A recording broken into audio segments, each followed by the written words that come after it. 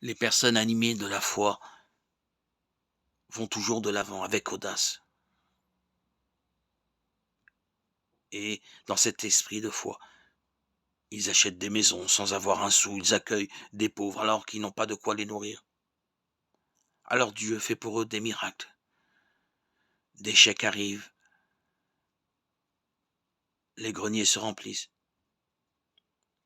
Et trop souvent, quelques générations plus tard, tout est planifié, comptabilisé, on n'engage pas une dépense sans être au préalable sûr d'avoir de quoi les couvrir.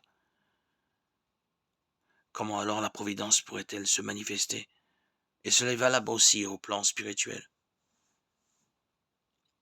Si un pasteur rédige tous ses sermons et ses conférences jusqu'à la moindre virgule pour être sûr de jamais être pris au dépourvu devant son auditoire, et sans avoir jamais l'audace de se lancer à prêcher avec la prière et la confiance en Dieu, qui pourvoit comme seule préparation, comment pourrait-il faire cette expérience si belle de l'Esprit qui parle à travers sa bouche, selon la parole de l'Évangile? Ne vous inquiétez pas de ce que vous direz, ni comment, car il vous sera donné à ce moment-là ce que vous devrez dire. Ce n'est pas en effet vous qui parlerez, mais c'est l'Esprit de votre Père qui parlera en vous. Matthieu 10, 19.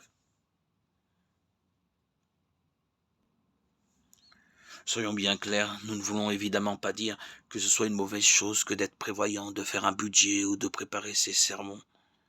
Nos capacités naturelles sont aussi des instruments entre les mains de la Providence. Mais tout dépend de l'état d'esprit dans lequel nous le faisons.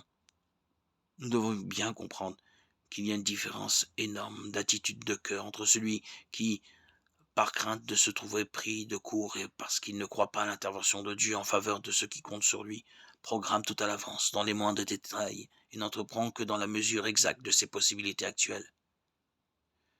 Et celui qui fait ce qui est légitime, certes, mais qui s'abandonne avec confiance à Dieu pour pourvoir à tout ce qui lui est demandé et qui dépasse ses possibilités.